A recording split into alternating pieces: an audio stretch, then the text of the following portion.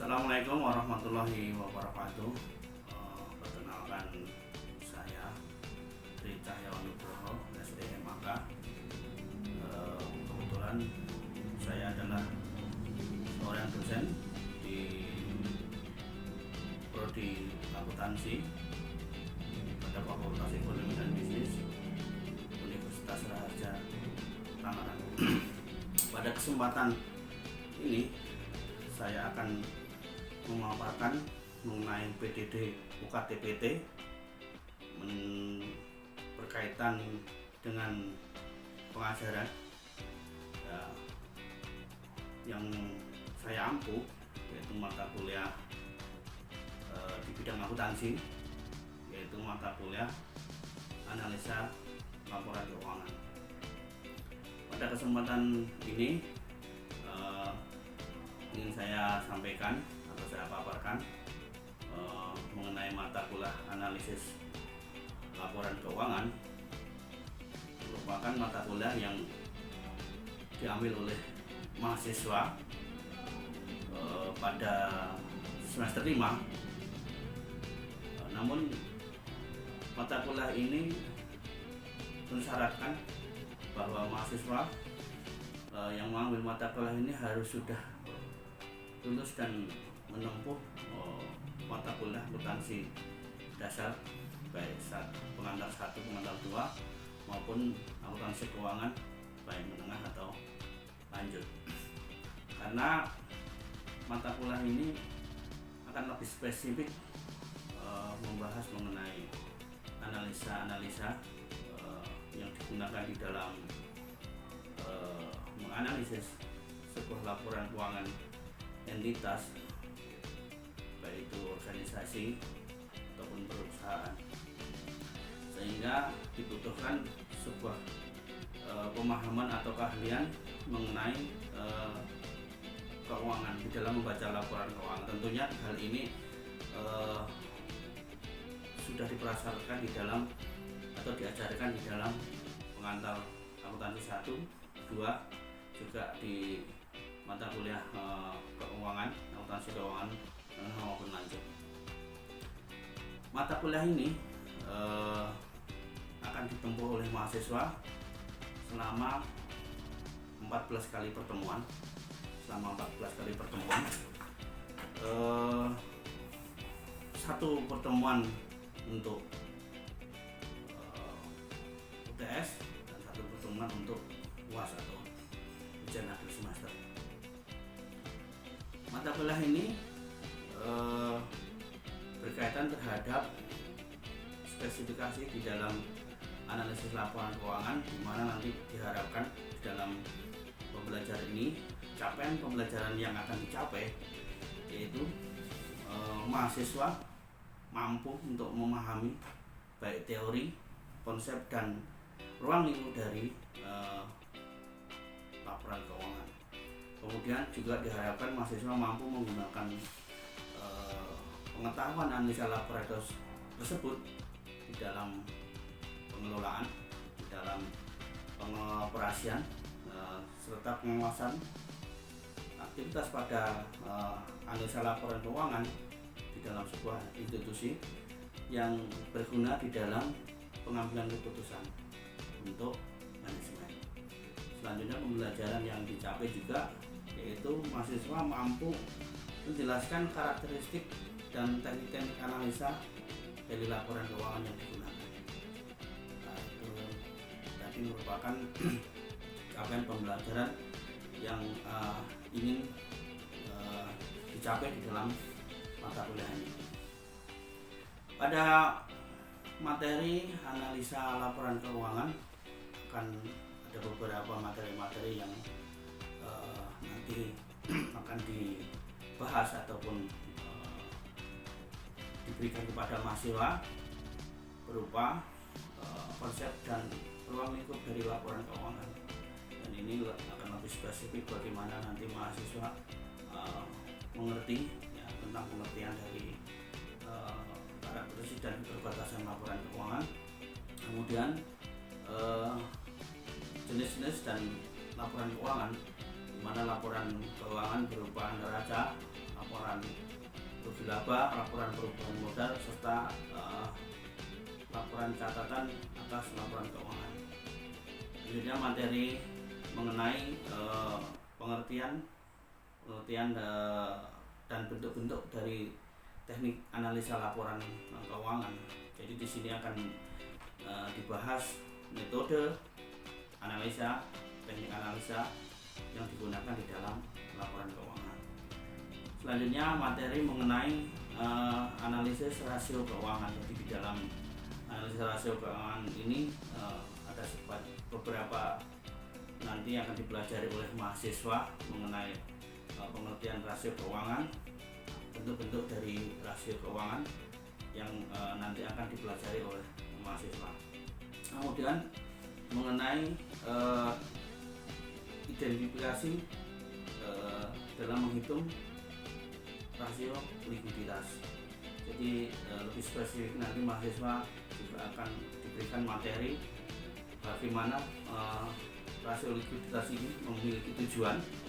Jadi pengukuran serta manfaatnya dari rasio likuiditas yang dihitung yang diberikan materinya kepada mahasiswa. Materi selanjutnya yaitu mengidentifikasi rasio solvabilitas. Jadi di sini mahasiswa akan diperkenal mengenai tujuan dari penghitungan rasio solvabilitas, pengukuran serta manfaat dari rasio solvabilitas yang dihitung terhadap implementasi dari sebuah analisa di dalam laporan keuangan. Selanjutnya materi mengenai rasio aktivitas, rasio profitabilitas, ya, rasio profit margin, profit margin di sini, serta juga rasio mengenai sumber penggunaan modal kerja. Dan juga nanti ada analisis mengenai kreditan, mengenai analisis titik impas, jadi break-even point, dan analisis laba kotor. Dan yang terakhir di pada pertemuan 13-14 akan membahas mengenai keseluruhan dari analisis yang laporan keuangan yang sudah dipelajari mahasiswa dan diberikan materi kepada mahasiswa. Sehingga pada 14 kali pertemuan tersebut, setelah pertemuan ke-7 nanti ada satu pertemuan di mana nanti akan dibahas reviewnya mengenai pertemuan 1 sampai pertemuan 7 untuk menghadapi UTS kepada mahasiswa. Selanjutnya pertemuan 8 sampai pertemuan 14 ada satu sesi di mana nanti akan dibahas mengenai review terhadap materi-materi di dalam pertemuan 8 sampai 14 tersebut untuk persiapan atau mahasiswa di dalam menghadapi ujian akhir semester. Metode pembelajaran yang digunakan dalam perkuliahan yaitu DIA, delivery, terapi, dan assessment. Jadi di mana di dalam metode delivery dosen memberikan mata kuliahnya di dalam kelas berupa nanti bentuknya PPT ataupun nanti di dalam media Zoom. Di situ bertemu dan berinteraksi terhadap mahasiswa, memberikan kuliah secara langsung, memberikan materi kepada mahasiswa. Untuk interaksinya mahasiswa melalui ceramah, diskusi kelompok, dan serta nanti diberikan ruang bagi mahasiswa untuk mempresentasikan mengenai topik-topik yang diberikan atau topik-topik yang dibahas. Dan topik ini merupakan topik-topik yang inline di dalam best practice yang di dalam dunia kerja nyata. Hal ini dimaksudkan agar mahasiswa lebih peka terhadap isu-isu atau problem-problem dari masalah-masalah terkini yang ada di dalam dunia kerja tentunya. Terus untuk assessment di dalam pergunaan ini tentunya dari hasil akhir nanti akan dihitung presentasinya di 10% adalah dari tingkat kehadiran, kemudian 10% dari penugasan atau assignment pada yang diberikan baik penugasan pribadi maupun penugasan kelompok. 30% adalah keaktifan di dalam kelas, baik itu nanti di dalam mahasiswa bisa memberikan saran, bisa menyanggah, bisa memberikan masukan ataupun memberikan pendapat yang tentunya ini akan memperkaya mahasiswa di dalam diskusi tersebut. Kemudian 25% adalah ujian tengah semester UTS dan 25% ujian akhir semester. Hal ini dimaksudkan agar semua dari komponen penilaian ini sebisa mungkin lebih objektif di dalam pembelajaran dan hasil akhir bagi mahasiswa. Selanjutnya di dalam perkuliahan nanti kita bisa lihat di dalam cuplikan video ketika saya sedang memberikan mata kuliah. Mari kita lihat cuplikan video ketika saya sedang mengajar di kelas. Assalamualaikum warahmatullahi wabarakatuh. Salam sejahtera untuk kita semua. Malam ini kita sudah masuk pertemuan kelima ya. Kemarin kita pertemuan 4 sudah membahas mengenai analisa ya, jadi analisa laporan keuangan dan keuangan. Ada banyak di situ, ada analisa atas kas rasio, ada rasio profitabilitas, ada rasio probabilitas. Malam ini ya pertemuan ini kita akan masuk ke pertemuan 5. Jadi pertemuan 5 ini kita akan khususkan. Kalau kemarin kita sudah membicarakan atau membahas beberapa rasio, tapi pertemuan ini kita akan mengkhususkan mengenai rasio likuiditas. Sebelum saya lanjutkan, menurut saudara-saudara, kira-kira likuiditas itu apa? Likuiditas ada yang boleh silakan? Ya, Mas Mas. Masuk banyak silakan. Likuiditas itu kan cair jadi ya, ya. Dalam hal ini kalau kita misalnya bicara rasio likuiditas berarti yang gampang nanti ya, yang gampang untuk bicarakan gitu ya. Iya. Oke? Mas tadi apa? Ya. Namanya Mas apa? Sofian. Ya. Ada pendapat lain? Liquid ya. Kalau liquid, kalau nanti secara terminologi berarti kayak cair. Jadi ya di sini kalau kita bicara likuiditas berarti hal yang paling mudah untuk dicairkan. Dalam hal ini laporan keuangan adalah dibentukkan untuk dijadikan uang. Jadi kalau Anda bicara di laporan keuangan ada itu nilainya ya, mulai dari aset-aset lancar, ya tidak lancar, dan segalanya ya ada di laporan keuangan. Nah nanti tujuan jadi dari pertemuan ini mudah-mudahan ya mahasiswa mengerti tentang rasio likuiditas yang pertama, yang kedua mahasiswa mampu menjelaskan manfaat dari rasio likuiditas, dan yang terakhir adalah jenis-jenis rasio likuiditas bisa dipahami oleh mahasiswa. Oke, jadi secara terminologi adalah rasio likuiditas adalah kemampuan perusahaan untuk melunasi kewajiban finansialnya dan segera jatuh tempo. Jadi yang paling ikut saja. Jadi Anda nanti akan lihat di dalam neraca ada kas, jalan kas depan, kesediaan, dan macam-macam. Nah rasio, apa ada rasio? Kalau kita bicara rasio, rasio apa? Perbandingan. Silahkan Pak Jawa. Dari wakaf, Ya. dari akuntansi, rasio itu perbandingan. Perbandingan ya. Oke. Ada pendapat lain?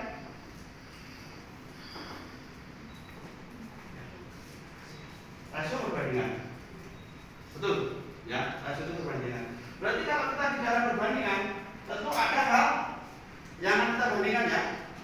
Berarti ada yang akan dibandingkan antara satu dengan yang lain, yang misalnya 2 atau 3. Ya. Jadi rasio likuiditas berarti kita akan membandingkan ya bagaimana perusahaan itu dianggap likuid, ya dianggap likuid dengan menghitung rasio likuiditas. Nah ini tujuan nanti rasio likuiditas nanti Anda bisa baca di teorinya. Ada yang dinamakan current rasio ya, current rasio. Ini current rasio.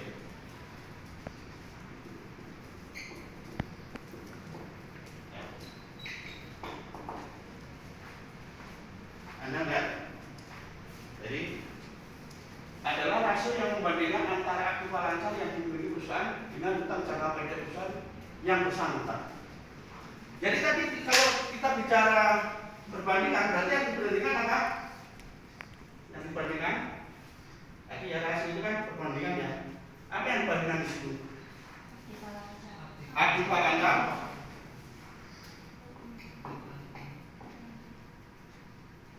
Dibandingkan dengan utang jangka pendek ya, atau utang lancar ya.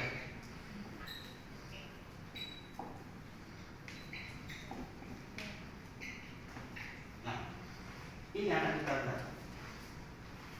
Jadi nanti ada.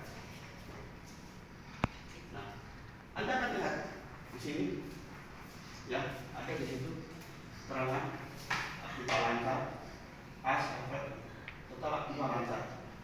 Terus ada pun utang dagang, utang rasio, utang bank. Nah, itu ada utang lancar. Ya. Jadi kalau kita tadi current rasio berarti kita akan membandingkan aktiva lancar ya.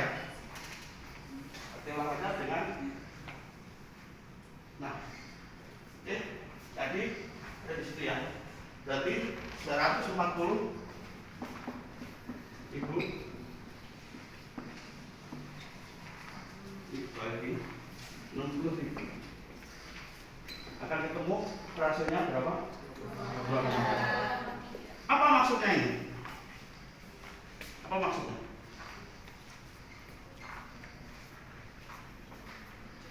Ya, yang mau coba? Rasio ini mengandung makna bahwa ketika perusahaan sudah jatuh tempo dalam utang-utang jangka pendeknya, perusahaan masih mampu untuk membayar itu hingga 2,3 kali. Jadi kalau kategori ini bisa dikatakan kalau di pendapatnya banyak ahli, ada yang mengatakan bahwa rasio itu yang bagus itu 2, ada yang lebih. Tetapi minimal bagi perusahaan, ya bagi perusahaan ketika kita bicara rasio, untuk rasio current rasio, paling tidak rasionya adalah 1, ya atau 100. Kenapa? Karena ketika utang-utang jangka pendeknya jatuh tempo, maka ketika rasionya 1 berarti akan tertutup inventory di situ. Quick rasio ya. Jadi di situ Anda akan lihat aktiva lancar bukan persediaan bagi utang lancar. Nah kebetulan tadi kalau Anda lihat dari persediaan di situ ada 60.000 juga. Jadi ketemunya adalah 1,3 ya. Ya, jadi di situ apa maknanya bahwa ketika mengeluarkan itu? Jadi di luar persediaan, karena ada orang menganggap bahwa persediaan itu harus perlu waktu untuk dijadikan uang. Jadi perlu waktu. Jadi ada kalau di sini adalah terminologinya rasio antara aktiva lancar dikurangi dengan persediaan dengan utang lancar usaha. Jadi beda dengan rasio tadi. Ini kita keluarkan persediaannya. Jadi benar-benar ya persediaan dikurangi. Jadi itu akan Anda akan punya angka 1,3.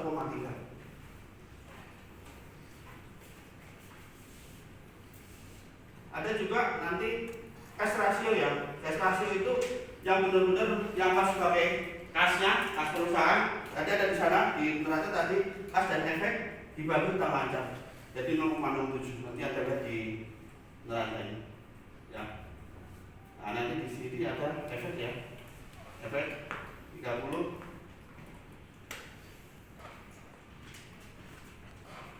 ya, kasnya 100 ya dibagi 60 jadi 0,67.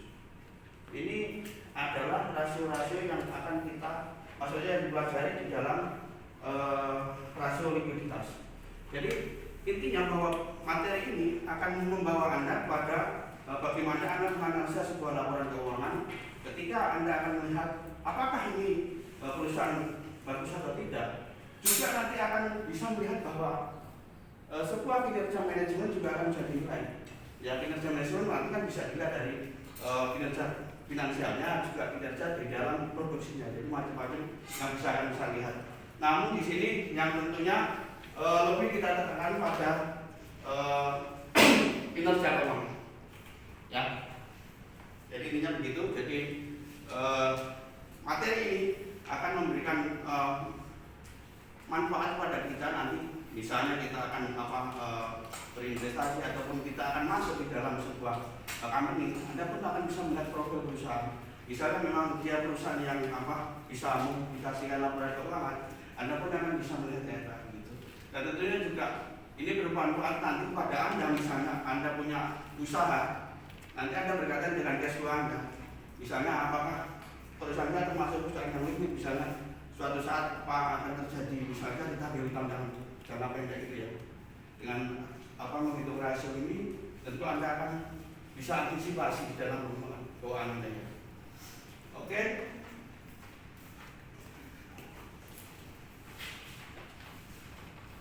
Saya kira materi ini mengenai likuiditas cukup ya. Jadi dari paparan tadi kira-kira ada pertanyaan tidak bagi saudara-saudara mengenai materi ini?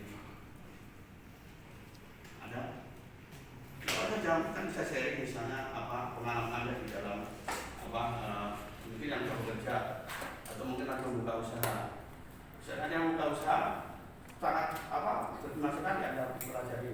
Nanti juga Anda kan akan menyusun laporan keuangan juga misalnya usaha walaupun misalnya cuma hanya jasa misalnya jasa pangkas rambut, jasa jahit atau Anda berjualan misalnya pisang goreng misalnya ya. Dengan hanya jasa gitu. Nanti ketika Anda menyusun laporan keuangan tentunya ada pos-pos di mana Anda akan laporkan itu.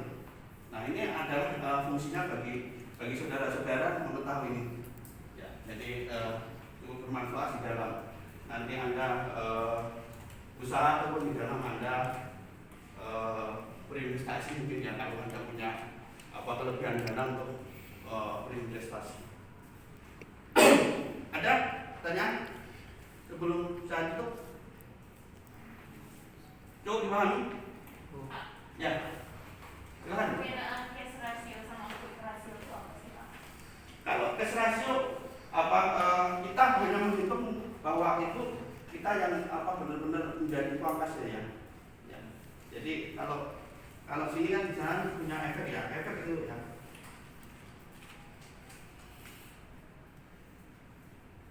Cara rasio kan ya pertanyaannya ya. Wih, mana?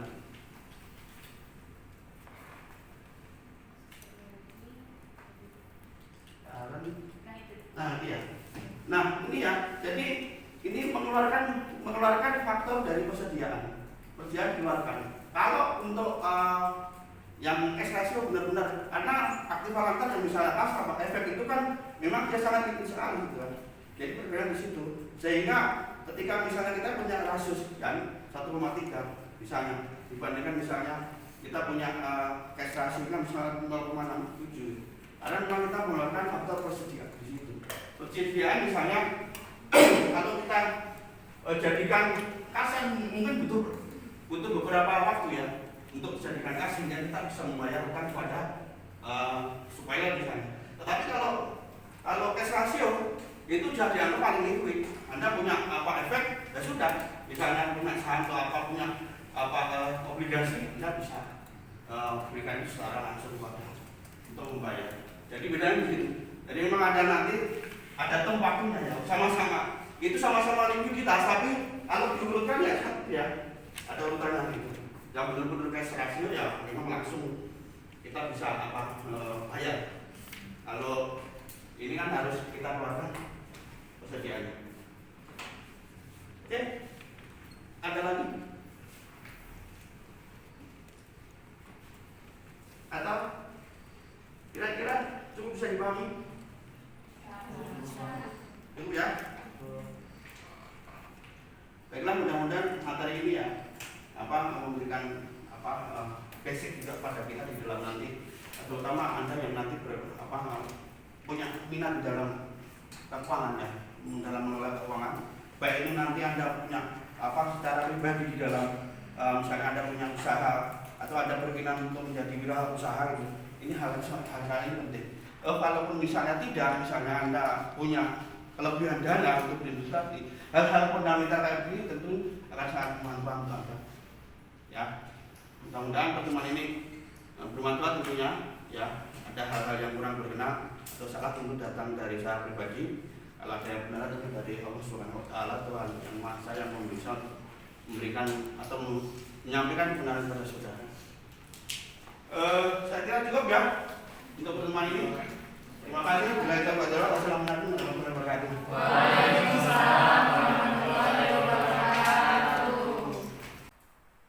Demikian tadi adalah video singkat mengenai metode pembelajaran pada mata kuliah yang saya ampuh, yaitu mata kuliah analisa laporan keuangan.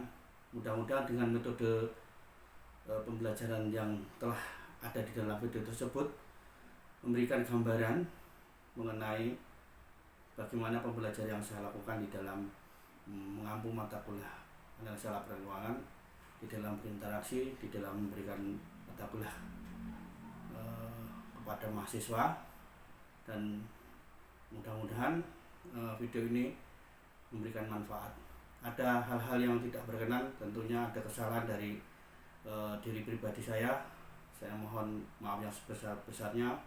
Ada hal yang baik, yang benar tentu datang dari Allah Subhanahu Wa Taala, Tuhan yang Maha Esa yang memimpin saya sehingga bisa memberikan sedikit video singkat mengenai pembelajaran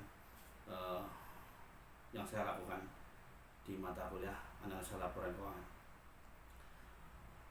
Billahi taufiq wal hidayah. Wassalamualaikum warahmatullahi wabarakatuh. Terima kasih.